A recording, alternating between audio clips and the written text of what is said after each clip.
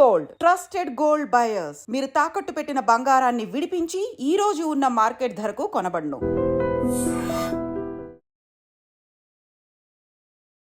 And coming to IPOs, చాలా కాలం నుంచి చూస్తుంటే కొంచెం హోల్డ్ అయినట్టు ఆగిపోయినట్టుగా అనిపిస్తుంది. మళ్ళీ ఏమైనా స్టార్ట్ అయ్యే అవకాశాలు ఉంటాయి. ఈ ఇంపాక్ట్ ఎలా ఉంటుంది? అవునండి. సో ఐపీఓస్ అనేది ఎప్పుడైతే ట్రంప్ ఇంపాక్ట్ అనేది స్టార్ట్ అయిందో, అంటే జనవరి ఫిబ్రవరి నుంచి ఎప్పుడైతే మార్కెట్స్ చాలా వరకు లోయెస్ట్ పాయింట్కి అనేది వెళ్ళిపోయాయో, ప్రైమరీ మార్కెట్లో యాక్షన్ అనేది కంప్లీట్గా పోయిందండి.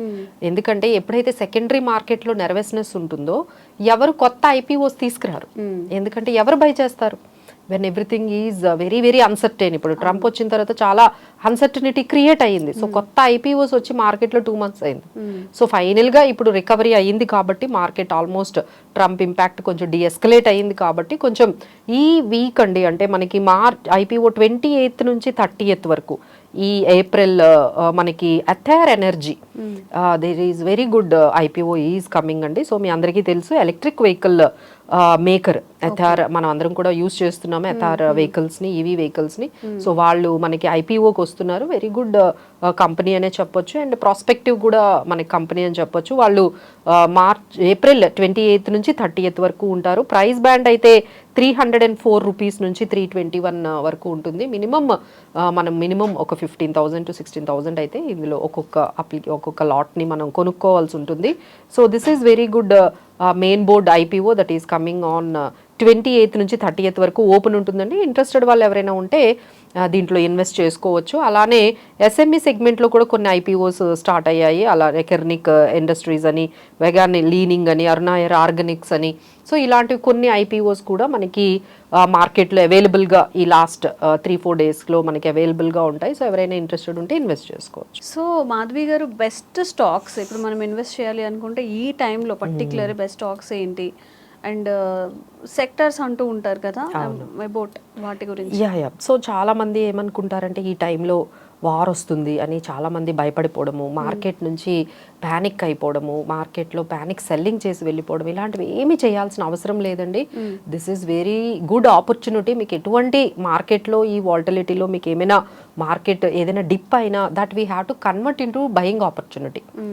ఓకేనా, ఒక బయింగ్ ఆపర్చునిటీ లాగా తీసుకోవాలి కానీ, అంటే బయింగ్ చేసుకోవాలి కానీ ఉన్న మంచి మంచి స్టాక్స్ని సెల్ చేసుకొని వెళ్ళాల్సిన అవసరం అయితే అస్సలు లేదండి. సో ఎవరు కూడా ప్యానిక్ అవ్వద్దు. వార్ సిచ్యువేషన్ చూసి మీకున్న స్టాక్స్ని కానీ సెల్ చేయడము, ఎస్ఐపీస్ని ఆపడం, ఇలాంటివి ఏమీ చేయకండి. So this is the best time. ఏమాత్రం మీకు ఆపర్చునిటీ ఇచ్చినా ప్లీజ్ కీప్ బయింగ్. బట్ అందరూ అడిగే క్వశ్చన్స్ ఏంటంటే ఎలాంటివి ఈ టైంలో మనకి బై చేసుకుంటే బాగుంటుందని. ఇప్పుడు ఎప్పుడైతే ఈ ఎల్ఓసి దగ్గర మనకి సిచ్యువేషన్ ఇలా ఉందో, so we are investing more on military, defence, naval, warships కొనడము చాలా మనం స్టార్ట్ చేసాము. సో ఇప్పుడు మనం చూసుకున్నట్లయితే షిప్ బిల్డింగ్, అంటే ఫ్రాన్స్తో ఇండియా ఒక డీల్ కూడా వెళ్ళారు. అంటే మిజైల్స్, మరైన్ డీల్కి వెళ్ళారండి. దట్ ఈస్ ఆల్మోస్ట్ 63,000 crores మనం అక్కడ ఫైర్ జెట్స్ అనేవి కొంటున్నాము. సో దానివల్ల కొన్ని స్టాక్స్ మెజగాన్ డాక్ కానీ, కొచ్చిన్ షిప్ యార్డ్ కానీ, గార్డెన్ రీచ్, ఇలాంటి కంపెనీస్ అయితే కొంచెం అంటే యాక్టివిటీస్ బాగా ఉన్నాయి. సో ఇంప్రూవ్ అయ్యే ఛాన్సెస్ అయితే ఈ షిప్ బిల్డింగ్ కంపెనీస్ని మనము బై చేసుకోవచ్చు. Because we are investing a lot on this ship building. అలానే మనం డిఫెన్స్లో కూడా బాగా ఇన్వెస్ట్ చేస్తున్నారండి. ఎందుకంటే యూ నో దట్ ఇప్పుడున్న మన సిచ్యువేషన్కి ఇంకా స్ట్రాంగ్గా మన డిఫెన్స్ని చేద్దామని చెప్పి ఇన్వెస్ట్మెంట్స్ అయితే వెళ్తున్నాయి. సో దానికి సంబంధించి హెచ్ఏఎల్ కానీ, బీడీఎల్ కానీ, సో ఇలాంటి కొన్ని ఈ డిఫెన్స్ స్టాక్స్ని కూడా మనము బై చేసుకోవచ్చు. సో ఇలా షిప్ బిల్డింగ్ స్టాక్స్ని, అలానే డిఫెన్స్కి సంబంధించిన స్టాక్స్ ఏమైనా ఉంటే ఈ వార్ టైంలో ఏంటంటే ఇన్వెస్ట్మెంట్స్ వీటి మీద బాగా గవర్నమెంట్ అనేది ఇన్వెస్ట్ చేస్తూ ఉంటుంది. సో ఈ వీటిల్లో అయితే మనకు కొంచెం పాజిటివ్ అనేది కనిపిస్తుందండి. సో ఎవ్రీ క్వార్టర్స్ మనకి కంప్లీట్ అయ్యే టైంకి రిజల్ట్స్ అనేవి ఉంటాయి కదా. సో ఈ క్వార్టర్స్కి ఎలా ఉన్నాయి?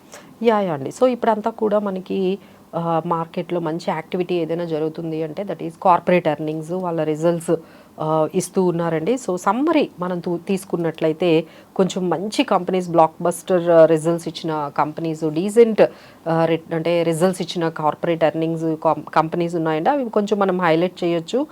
ఎగ్జాంపుల్ హిందుస్థాన్ జింక్ కానీ, లేకపోతే మనకి భారీ engineers, Choice International, Anantraj, SBFC, Manorama Industries, Force Motors, Laurus Labs, Adani Energy Solutions, Cyient DLM, ఇవన్నీ మనకి decent, IGL, Havells, Khaitan Chemicals, Persistent, Bajaj Housing, Oriental Hotel, IEX, Cholamandalam, ఇలాంటి కొన్ని కంపెనీస్ అయితే మనకి మంచి రిజల్ట్స్ ఇచ్చాయండి. సో మీ కంపెనీస్ ఏమైనా, మీ దగ్గర ఏమైనా పోర్ట్ఫోలియో ఉంది అంటే every one has to check with, అంటే మీ దగ్గర ఒక 20 కంపెనీస్ ఉండొచ్చు, 30 కంపెనీస్ మీరు హోల్డ్ చేయొచ్చు.